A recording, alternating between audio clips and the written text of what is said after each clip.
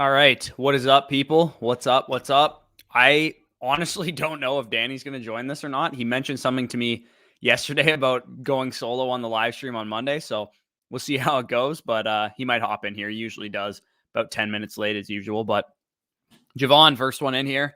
Love to see it. What's up, boys? What's up? Lions finally won. Yes, they did. Congrats to the Lions faithful. Who should I start as running back? Devin Singletary or Ramondre Stevenson?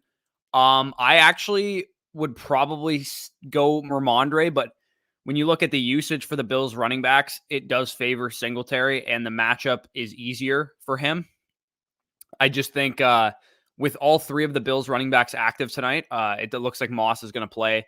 Looks like Breida is going to be out there, and Singletary. I'll lean on the Ramondre Stevenson side, especially in a weather game. You got to figure that the Patriots will lean on the run.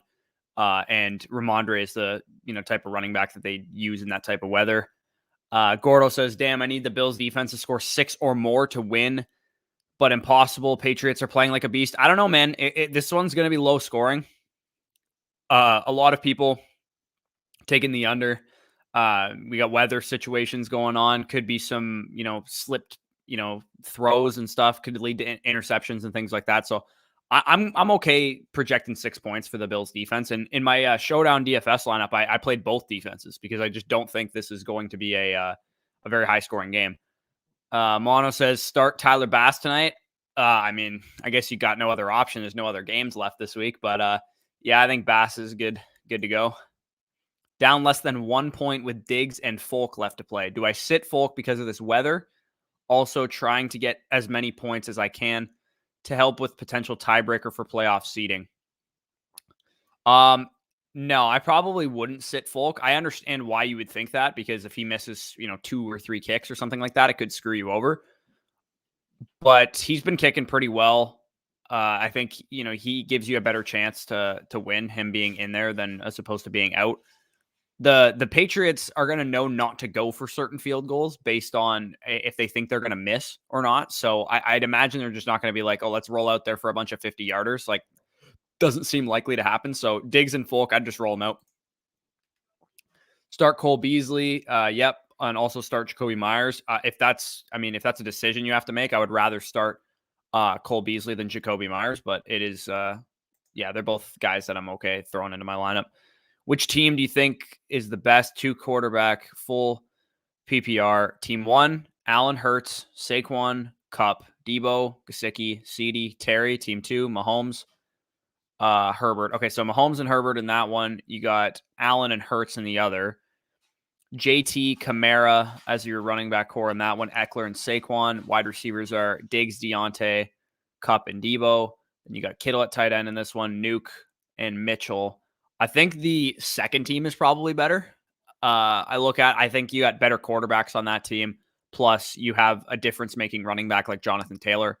And Kamara, I would take over Saquon as well, even with the injury. And then Diggs versus Kupp. Kupp is better right now this season. But it's close enough that Debo, when healthy, I would take over Deontay. But Debo is dealing with injuries right now. And then Kittle versus Gesicki isn't close.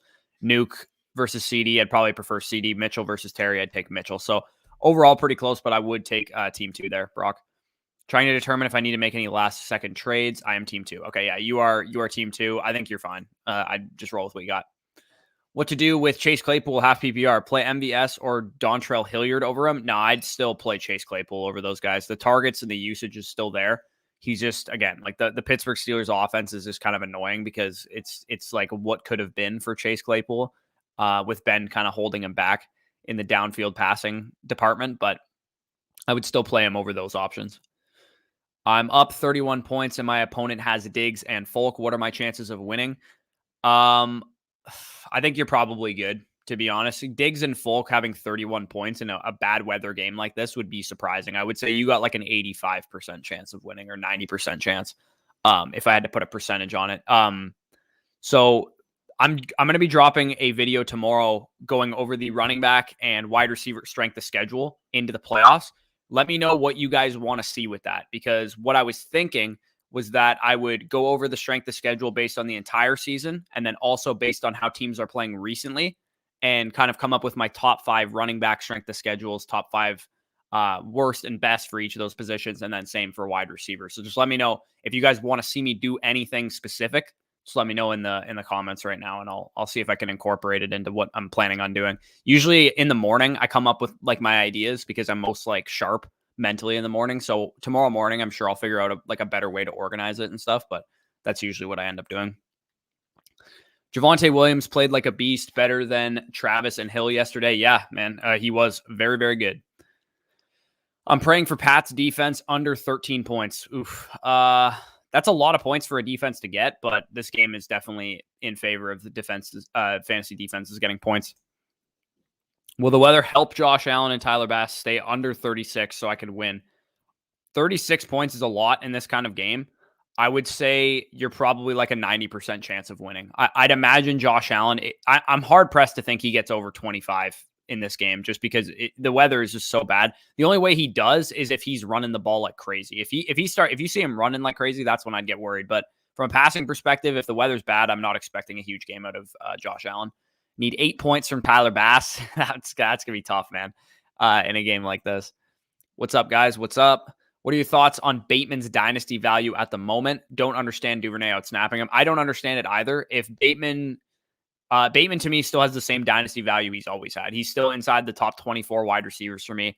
From a dynasty perspective, maybe, top 30 or whatever. I don't have them all in front of me, so I can't say for certain, but that's about the range that I'm thinking. He's like a wide receiver 2 in dynasty. He's the type of guy that you can use in a trade down situation. So, for example, if you're looking to rebuild and you have a guy like Chris Godwin or somebody who's a young piece that still has a lot of value, but you're looking to recoup even younger pieces and turn yourself into a rebuilder, he'd be the type of guy I would go after. Take Chris Godwin and ask for Rashad Bateman in a second rounder or something like that. Maybe you can get a first out of the guy, and you'll be in good shape there.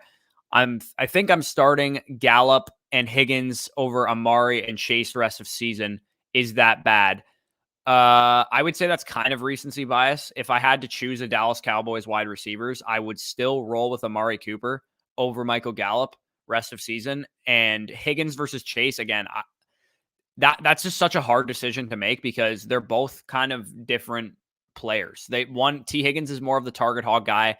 Jamar Chase is more of the downfield big play guy, but I'm still going to start Jamar Chase over T. Higgins because if Chase catches that ball instead of dropping it and it getting picked, then we're not having this conversation right now. So I would still prefer Chase over Higgins rest of the season, but I would take Amari over Gallup. So again, it's all going to depend on matchups. If anybody's dealing with an injury or something like that, maybe use that as a tiebreaker, but I'm still rolling with the two that you had initially. Damn, you heard about Logan Thomas and Drake out for the season? Logan Thomas apparently is not out for the season. So Kenyon Drake definitely is. He broke his ankle and he was pretty pissed about it on Twitter, based on the type of tackle that he received to break his ankle. But Logan Thomas's MRIs came back negative, so he did not tear his ACL.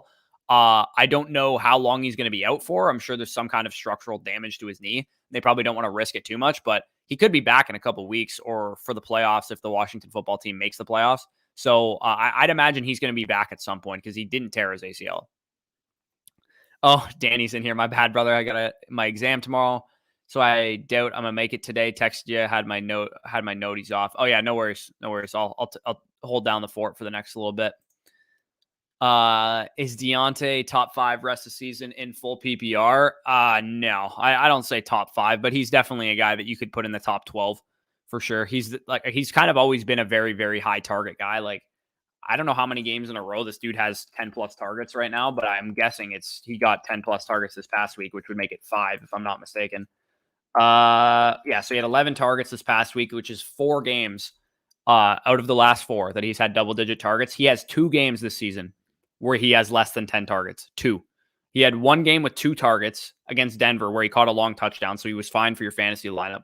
And then the other game, he went 6 targets, 5 catches for 56 yards. So that was his floor game of the season. So this is a dude that has been phenomenal. If you drafted Deontay Johnson in the 4th, 5th round or whatever, this is a target machine is what we're looking at with Deontay Johnson, which is, I mean, again, maybe you want to say top 5 safe week over week rest of season. Sure. I would say top 12 overall though, just because weekly ceiling wise, like we just saw it basically 2 touchdowns, was able to go for it. Because despite seeing 10 targets in, I guess, 10 of his 12 games that he's played this year, he's only exceeded 100 yards 3 times, and he has never exceeded 105 yards. All 3 times he went over 100 yards, he went 101, 105, and 105. So his ceiling from a yardage perspective is only like in the early hundreds because Ben just simply isn't that good. If he doesn't have like the Devontae Adams 160 yard, 180 yard upside like we saw from Jefferson and some of these other guys too. So that kind of keeps him down. D-Bell, who's in my league. Anyone who needs kicker points is Torch. Yep. Breida season. Yeah, he needs 4 points out of Matt Breida to secure himself. He'd be the 3 seed just behind me and another guy in my league. He'd be the 3 seed if he wins tonight. And to win, he just needs like 3.5, 4 points out of Matt Breida, which bad news for you, D-Bell. They have Zach Moss active tonight. So Zach Moss, Matt Breida, and Devin Singletary all out there could be cannibalizing each other. But on the bright side, they are probably going to have to lean on the run in this game. Thanks for the help, and everyone hit the like. Yes, sir. If you have had a question answered, please hit the like button. If you haven't had a question answered, please hit the like button and subscribe if you haven't already done so, because I don't know why you'd be watching this if you haven't subscribed yet. That's a silly question. Fletsky says, give me a prediction. My prediction is that Damian Harris is the captain of this game. So the showdown lineups that people do on DFS, I would say Damian Harris is the guy that is the team captain. That is the best play from this entire game. So I would say that's a pretty bold prediction. You didn't say bold, but I gave you a bold one. If I win, we'll likely make the playoffs. I need Diggs to be under 22.5. I think you're okay there. It depends on scoring format. Maybe in a PPR you can get there, but in this kind of game environment, I'm not expecting a huge game out of Diggs. And not only that, but he's going to get shadowed by JC Jackson too. Thoughts about the Ravens-Steelers game? What's going on with the Ravens? What's going on with the Ravens is that they're torching my cash. I had my SPY lineup. I'll actually show it to you guys. It's really fucking bad. But I decided to enter the SPY. For those of you guys that play DFS, the SPY is a $100 entry contest on DraftKings. And I entered the big SPY, which is $400K total prize pool, $100,000 to first place. And this was my lineup. And this is the first time I've ever entered the SPY as well. And it was basically what the weather is like in Buffalo right now in my lineup, because you guys can see all the snowflakes right here. This is pretty brutal. And my biggest thing for this lineup was that I really, really liked the Lamar Jackson stack this week. I went Lamar to Marquise Brown. I brought it back on the other side with Freiermuth. This stack obviously sunk my lineup, as did the Brandon Ayuk chalk that I decided to eat here. I was going to play Christian Kirk. That's who initially I had in this lineup, in this spot. But Christian Kirk was dealing with his own weather game, so I decided to pivot off of Christian Kirk. Figured my lineup wasn't very, ownership-wise, wasn't very high, and it wasn't. But I pivoted to Brandon Ayuk. I was like, you know what? It's a good play. He's in a good situation. Obviously, George Kittle got all the production. And then Metcalf, also good. I thought was a great contrarian play. Same goes for Tyler Johnson to get a piece of that game. None of that shit worked out. The only plays in this lineup that really worked were Sanders and kind of Eckler. Eckler was a guy that I liked this week because I didn't like the passing game for the Chargers. I didn't really like Herbert in this game. I really didn't like eating the chalk on Keenan Allen, and those guys really, really burned me, obviously. And I figured Eckler would be the guy that would get the production scoring-wise in that game against the Bengals defense, and that is definitely not what happened. So I torched $100 on that lineup. Maybe give us some mid-tier RBs with good schedules too, because regardless of schedule, we will all start Jonathan Taylor, Kamara, etc. But it would be nice to know if someone like Josh Jacobs has an easy schedule. Okay, yeah, that's definitely something I can do. I'm almost thinking like I don't want to make the video too long, because typically the shorter the video, the better we do in terms of views and impressions and stuff like that. So I like to keep things brief and concise if I can. So what I might consider doing is doing almost like a rest of season running back rankings with the schedule in it. But I don't want it to be too long of a video where I'm talking about each and every running back in there. So I guess I'm probably just going to stick to my top 5 to 10 running backs who have the best schedules in the playoffs. And I'll try and steer clear of the elite guys. I might even just preface at the beginning of the video, hey, I'm not going to talk too much about the elite guys, or if I do talk about them, I'm just going to skim over them and just mention what their schedule is like and not really how they're going to do that. The point of the video basically is to drive that, because I'm sure everybody wants to hear their running back in the top 5 running backs or top 10 running backs with the best schedules. And that's kind of the point of the video. It's more so like for fun video, and not so much like you can take action on this, because I would assume most of you guys have had your trade deadlines already. So, but maybe if you're in Dynasty and you're looking to compete, you could trade for somebody that has a great schedule. Anyway, Gordo, I think Lamar played bad on purpose. NFL rigged. He held the ball so long all game and had an open crossing wide receiver. They went for 2 and weren't supposed to win that game. Keep Steelers in it. I mean, that's a conspiracy theory and a half. If the NFL is rigged, that could be a possibility. Seth says, I'm up 39.5 points in a half PPR against Josh Allen and the Pats defense. What are the chances I take the W? I'd say pretty good, because those guys are negatively correlated for your opponent, not for you, obviously, because if Josh Allen has a very good game, chances are the Patriots defense probably didn't have a great game. The worst case scenario for you is like Josh Allen throws like 4 touchdowns and also has 2 pick sixes, which is very, very unlikely. So I would say you're probably in good shape to win that matchup there, Seth, because if the Patriots defense does really, really well, chances are Josh Allen didn't do very well. So that's probably the what you're looking at there. I started Kelsey and I had Goddard on the bench. Damn, yeah, that sucks. But I mean, you were never going to sit Kelsey for Goddard, so I can't be too mad at a decision like that. Matt Breida or Devin Singletary? I'll take Breida, but like I'm not confident in it, because Devin Singletary was the one who got the high usage last week in terms of his routes and his snaps and stuff like that. But Breida was the more productive running back. Now, I don't know if they're going to continue to shift towards more of a Matt Breida-led backfield, but we'll have to kind of see how it plays out. If I had to choose one to start, I would choose Breida, but I don't have conviction either way. Well, it hurts starting Amari, Chase, and McLaurin and have Higgins outscore them all combined. Yeah, that definitely does hurt. Again, if you wanted to mess around with Higgins versus McLaurin or Higgins versus Amari, I'm okay with that. But if you got to choose straight up between the Bengals wide receivers, I'm going to start Chase over Higgins every week. Can Jerry Jeudy ever be a wide receiver 1 in this Broncos offense? Do you mean the wide receiver 1 for the team, or the wide receiver 1, or a wide receiver 1 in fantasy? Because in fantasy, I don't think so. I highly doubt he can.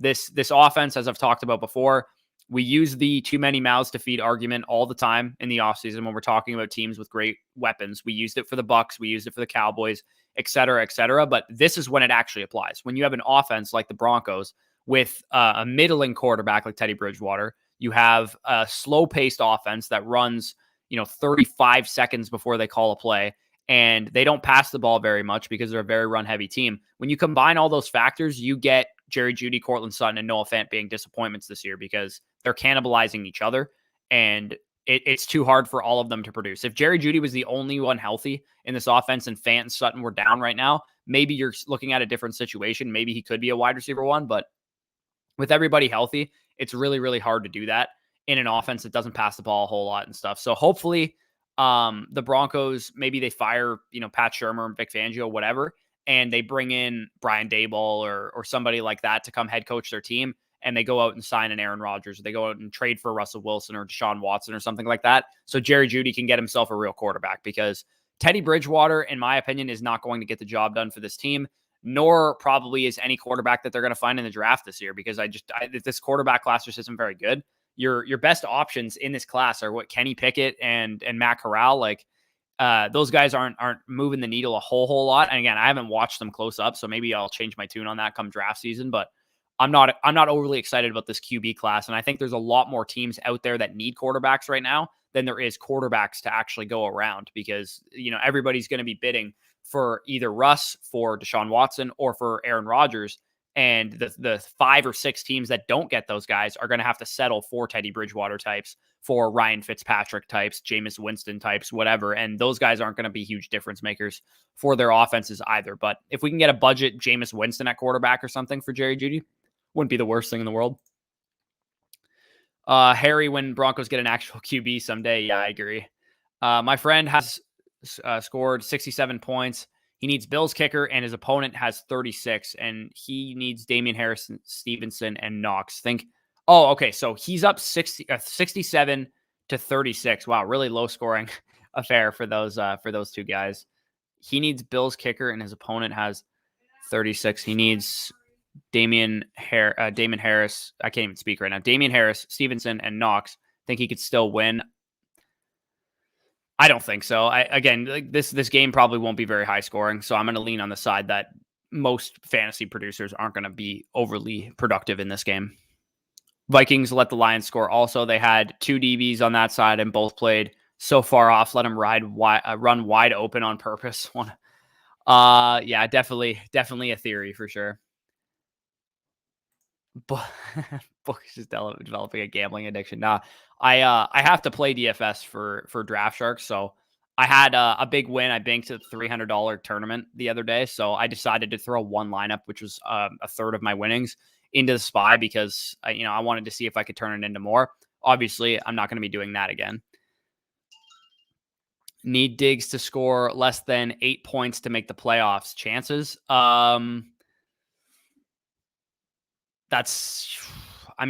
If you got a chance to do it, it'll be this game, right? You got the best possible scenario developing for you. You have Diggs in a horrible matchup against JC Jackson, against a really, really good pass defense, and it's a snow game. It's a bad weather game. So I would say you have a chance to do it. I would say it's like a 30-40% chance that he gets less than 8 points.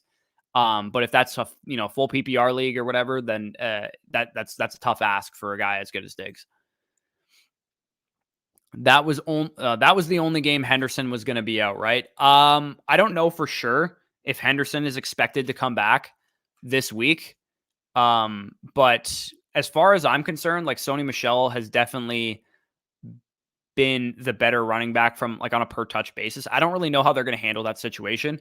We'll have to keep it monitored. I would say for simplicity's sake and my own personal self-interest, because I have Sony Michel on my team, I hope Henderson's out continuously, but if Henderson comes back, it'll definitely be interesting to see how the backfield plays out, because they have talked up Michelle at a number of different turns. So maybe they go towards more of a timeshare when that happens. But if you're a Darrell Henderson owner, I would definitely be nervous.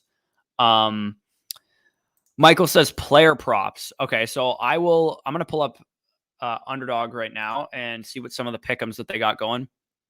If you guys haven't already signed up on Underdog, you can use our promo code FSE in the comments, and you will get 100% match back on whatever you deposit. The link is in the description for that. And they also have some cool shit going on. They have the wild card, and I actually haven't entered this yet, but I'm going to eventually. Basically, where you can draft a team that is NFL playoff best ball. So a lot of strategy involved in that. You basically have to pick the Super Bowl winners and the NFC Championship, AFC Championship types to be able to do well in that. But if that's interests you in any way, you can use promo code FSE when you sign up. But some of these player props, I would say I always am likely to take over-unders on interceptions. I don't know. I just really think it's free cash for the most part, because most over-unders are 0.5. So all you need is one interception for Mac Jones. Again, this is a bad weather game. I expect a lot of good defense from these two really good defensive teams. So I'm going to take the over on Mac Jones's interceptions in that one. 18.5 completions. That might be a lot to ask for. I might take the under on something like that. Looking at some of these prop bets, I might take the over on this Damian Harris rushing yards, maybe even Ramondre Stevenson as well. The receiving yard props are just very, very low right now, but I'm willing to take a plunge on 30.5 on Kendrick Bourne on the over there. 19.5 completions. That's not a whole lot. Interceptions on Josh Allen, I'm definitely taking the over on. I'd probably stay away from the rushing yard totals for the Bills running backs. I kind of like 30.5 receiving yards for Cole Beasley. In a bad weather game, maybe they rely on the short passing game a little bit more, so I don't mind that. Diggs, 58.5 receiving yards. I might take the under there with the bad matchup and the bad weather. So that's some of the player props I'm kind of looking at right now. Who's Hendo? We really on a nickname basis. I'm just lazy. Sheesh. LOL. Holy shit, that snow is crazy in Buffalo right now. Yeah, it's pretty crazy where I am too. I'm only, I don't know, 2.5 hours away from Buffalo, and it's pretty crazy here, and the wind's pretty crazy as well. I went to the grocery store around like 5 o'clock, and there was just a shit ton of snow, and it was like windy as hell. So won $13 on player props on the new betting thing on Sleeper. Yeah, I haven't actually checked that out. I don't think I can actually use that as someone who lives in Canada. So I don't think I can use that, but it does look cool. Fangio and Shermer have to go. Yeah, I kind of agree. I hope Mitchell and Higgins and Eckler will play. They are all questionable. I wouldn't read too much into them being questionable at this point in the week. It's only Monday. We got to see practice reports. The only one I would worry about is Mitchell, because he suffered a concussion, and it's in the concussion protocol. He should be okay. Most concussions only last, they're out of the protocol by like Wednesday, Thursday, Friday. or something like that. So Mitchell's the only one that I'm really concerned about. Higgins and Eckler, I'm not overly concerned. I played Kelsey over Kittle. Ouch. Yeah, that's if you have both those tight ends, honestly, I'm okay trying to get both of them into my lineup. Keith, yeah, exactly.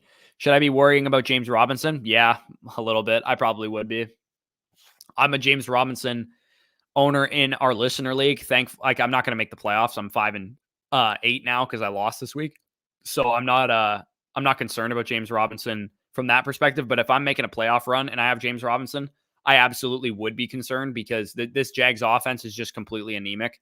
They don't know how to get their players in the best positions to succeed. Trevor Lawrence looks lost. Urban Meyer is a terrible coach and a bad play caller. And if I were the Jacksonville Jaguars, I would get that regime out of there as fast as possible before they do any more damage to Trevor Lawrence, because he is the crown jewel of that franchise. And he's looking like as much as people like to rip on Zach Wilson, Trevor Lawrence looks worse than Zach Wilson right now. And I think the advanced metrics would probably bear that out. I don't know off the top of my head, but if I had to guess, I'm guessing Trevor Lawrence is worse than like PFF grade and things like that. So they need to get Urban Meyer the fuck out of there before he does any damage. But yeah, to answer your question, James Robinson, he's kind of like a low end RB2 at this point.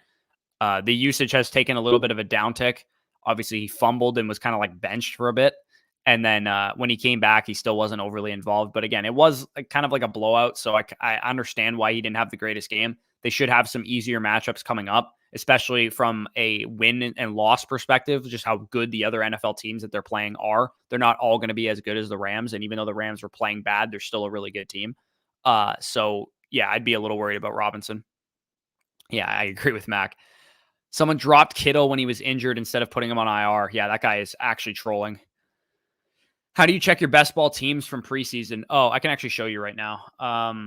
So if I go to this, you can go to live, and then you go to best ball, and then it shows you right here all your qualifiers and stuff, and then you can see some of your teams. This team, for example, I have that is in first place, and these are I somehow got Cooper Kupp and Devontae Adams on one team. Running backs: Gibson, Swift, Fournette. Yeah, I have Fitzpatrick as my second quarterback, which kind of sucks. I have Hawkinson and Gronkowski as my two tight ends. Anyway, that is how you can check your teams. Looks like we got a super chat from Nigel. Appreciate that. Keep up the great work. Will do. Need a Monday Night Miracle. I'm down by 9 points. My opponent has Nick Folk, and I have the Bills defense. You're down by 9 points. That's a lot. That's a pretty big deficit to overcome. But thankfully, you are going up against a kicker in a bad weather game, so there's a chance that he loses points, right? Like he could have, 2 extra points and 2 missed field goals, and then he's down -4 or however your kicker scoring works. But I would say the Bills defense, they're going to need a big game. They're going to need a defensive touchdown. They're going to need a bunch of sacks, a couple interceptions, whatever, for you to get there. I'd put it at like a 20% chance that you win that. And again, appreciate the super chat. What should I do with Keenan, Debo, and Cook? I'm fighting for a playoff spot. What do you mean, what should you do with? Oh, okay. Keenan, I guess, is on the COVID list. Again, I don't know if you've already had your trade deadline. I'm not really probably looking to trade those guys, but you did say you're fighting for a playoff spot. So I'd probably do whatever is necessary to get into the playoffs. That if that means you can trade somebody, then I'm okay trading a guy like Debo Samuel or Keenan Allen or Dalvin Cook, whatever one you have to do to secure your playoff spot. But if you can win without them, then try and win without them, obviously. Spicy, did you used to be in the videos, the dude with the tattoos? No, that was Nick, and I'm kind of surprised you remember him. That was a while ago. He hasn't been on in a while, but no, he has a son and he had a lot going on, so he wasn't able to do any more videos. But yeah, he was a classic addition to the squad. I'm really surprised that you remember that. Mac's been following a long time. And I have Mitchell. I'm down bad. Yeah, you got a lot of injuries for sure. If you can make a trade still, if you haven't had your deadline, I'm okay making a move. But if you can stick it out, that'd be ideal. Wish I could play underdog and best ball drafts. I'm in Canada. Steven, I'm in Canada and I can play them. So you can as well. All you have to do is when you sign up, it'll ask for like verification. And this goes for anybody that's in other countries. I'm not sure if you can do this everywhere, but I know in Canada, you can do this. You sign up for underdog and I'll say like, I can actually just show you right now if you want. You go to account and it says get verified right here. And it says I'm verified already, obviously, but if it'll say send a picture of your license to support@underdogfantasy.com, and that's all you have to do. You just send a picture of your driver's license to them, and they will verify you. So if that's the reason you haven't signed up for Underdog yet, that shouldn't be a problem. And I can't speak enough praise about Underdog, not just because they're a sponsor. I'd be saying this if they weren't a sponsor, especially with best ball in the off season. You guys are, of course, going to be seeing us do a lot of that. They've been a fantastic sponsor of ours. So appreciate if you haven't already signed up, go ahead and do it, especially with the playoffs coming up. It's something to keep engaged in fantasy if you guys don't like playing DFS, for example. The Jags are feeding Laquan Treadwell. That should tell you about the level of help around Lawrence. Why don't they involve Laviska more is beyond me. I mean, at the same time, though, Laviska Shenault isn't really doing a whole lot to warrant being involved. It's not like he's just electric every time he gets the ball in his hands. And same goes with Marvin Jones. Marvin Jones is still the best receiver on that team, but it's not like he's doing a whole lot around him either. Have you ever met an NFL player in person? No, I haven't, actually. I've never met an NFL player. I'm trying to think off the top of my head. I have not. I've met a couple NHL players, but I've never met an NFL player. Do y'all think my team can win a chip 10 team? A-Rod, Hill, Adams, Keenan, Saquon, Eckler, Hawk, Metcalf, benches, Higgins, Madison, Dillon. I would say I think you can win. In a 10-teamer, you'd ideally like to be a little bit better at the onesie positions. Aaron Rodgers and TJ Hawkinson aren't the greatest in the world for quarterback and tight end, but you're really strong at wide receiver, obviously, with Hill and Adams and Keenan. And then running back, again, with Saquon Barkley, you might need to make the pivot to Madison, I would say, as your other starter. But you're in a good shape. I think that's a good enough team that if things break right, obviously matchup-wise and performance-wise, then you should be okay. Lawrence is pretty bad. I was thinking that watching the game on Sunday. Hard to imagine. Yeah, I'm really surprised he's been as bad as he has, and I don't want to judge him too much, but this is why I was off Trevor Lawrence from a dynasty perspective. I never drafted him in any startups that I did throughout the summer, and I didn't have him as my 101. I had Trey Lance as my 101, and Trey Lance hasn't played a game yet, so I can't really command victory on that one. I can't just be like, oh yeah, Trey Lance is the better quarterback, because I haven't seen Trey Lance play. But from a dynasty perspective, I was not very in on Trevor Lawrence for this very reason, because I don't trust Urban Meyer. I don't trust this organization. They've ruined quarterbacks in the past. They did it with Blaine Gabbert, who was also a pretty highly touted rookie quarterback. And obviously Trevor Lawrence is the best quarterback prospect since Andrew Luck, but doesn't look like it right now. They need to get him some wide receivers. They need him to get some help. They need him to whatever. They need to help him, whether it's coaching, protection, receiving talent, whatever. You can't do that on the app. I think you can do it on the app. I don't know for sure, but obviously on the desktop version you can. It's early, but where does Javonte go in redraft and dynasty startups? I kind of answered this question earlier today, but Javonte Williams in redraft, it's all going to depend what happens to Denver, who their coach is, who their quarterback is. I would say his ceiling is like top 6, and his floor, in my opinion, is like top 20, top 15 even potentially. I think his ceiling is basically where Jonathan Taylor was going before all the Wentz and Nelson injuries before the season. And his floor is probably where Antonio Gibson went in most of your guys' drafts. So mid-second round, I would say is the lowest you're going to get him in drafts, because I'd imagine Melvin Gordon is going to be gone, and they might do something at quarterback and head coach, but who the heck knows? Yes, you can. Live is in the middle of the bottom. Yeah, appreciate it. My app doesn't let me for some reason. Neck and face tats. Yeah, that was Nick. He did have a lot of tats. I've only been on like twice. Yeah, true. Maybe delete and reinstall. Yep. I met Vernon Davis at the Pro Bowl in Arizona. Used to help Max Stratz and Jared Allen when I worked at the Home Depot in Scottsdale. That's pretty cool. Yeah, unfortunately for me in Canada, I don't tend to run into football players very often because I don't live in the United States. So that's basically why I haven't seen any of them. At this point, I care more about situation than skill set when it comes to drafting dynasty quarterbacks. Yeah, I almost agree with you. I talked about it. I did a series in the offseason called How to Evaluate, basically, and I talked about how to evaluate each position. It was in our draft guide as well. And I talked about specifically with quarterbacks that some of the analysis that people talk about all draft cycle, right? We're going to talk about it with Pickett and with Corral coming up this year and some of the other guys. the, vision, like especially with running backs, people talk about vision all the time, like it's going out of style. With quarterbacks, they're always talking about, reading coverages and, poise that they have, arm talent, like things like that. It really doesn't matter. Once you get into an NFL coaching, or once you get into an NFL locker room, they can coach you up on certain things, right? The things that I like to evaluate on quarterbacks, and I talked about this in the series, was the things that you can actually quantify. How accurate are they based on some of the statistics and the metrics and me watching them? How good is their ball placement? And so on and so forth. And their rushing ability, definitely, like you mentioned here, is definitely a big part of that, especially for fantasy, because it matters so much.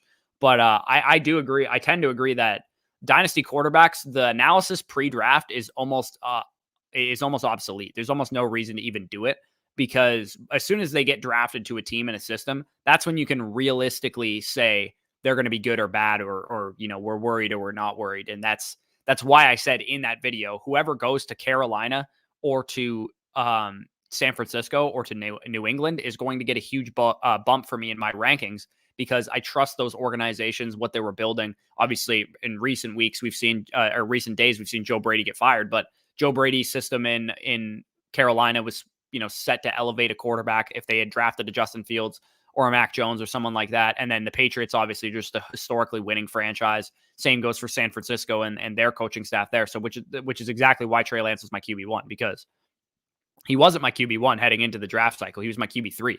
I had Zach Wilson and Trevor Lawrence ahead of him on film and, pre-draft or whatever. But once they got drafted, I moved Lance to 1, Lawrence to 2, Wilson to 3, and Fields to 4. So that is basically how it ended up happening. Checking out a few of my best ball leagues, and I see some that me and Danny did together, and I'm 3rd and he is 10th. Rip, LOL. Yeah, he went really hard on the jet stacks for some reason.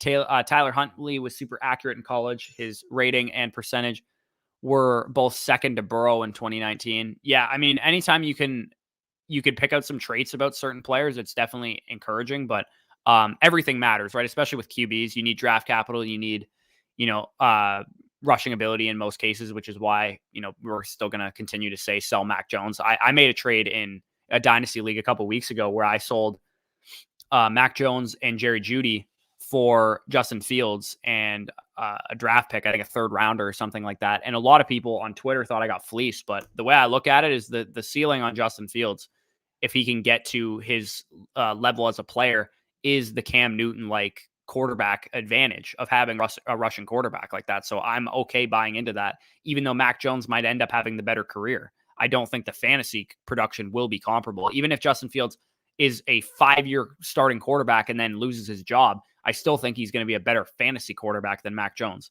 over the next 5 years. Yeah, I took Mac and Trey Lance because of situation. Lance had the high upside because of rushing and situation floor. Yeah. I'm watching the game and everybody's saying it looks rough out there, but it doesn't look that bad. Non-super flex, by the way. So Mac is a fine backup. Yeah. Okay. So I'm going to head off of here because the game has started. Thank you guys for joining me. Like, comment, subscribe as usual.